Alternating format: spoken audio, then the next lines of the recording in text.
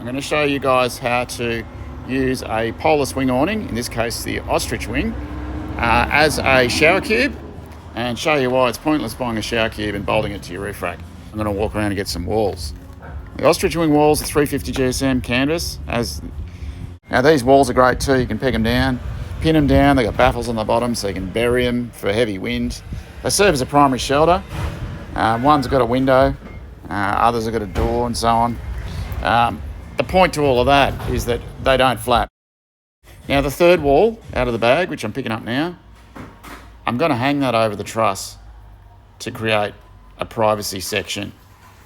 That unvelcros on an ostrich. Other awnings might not do that, so just check that before you buy your awning. I've hung a bottle here. There's my dog lead. Let's just get it. I'm sure nobody wants to see a nude middle-aged man, so I'll skip this bit. Well, there you go. I've got a shower. Now also I've got access to my car window where I can get to my clothes. I've got a towel hanging on the door. I'm in total privacy. Let's go camping. Yeah, it's great.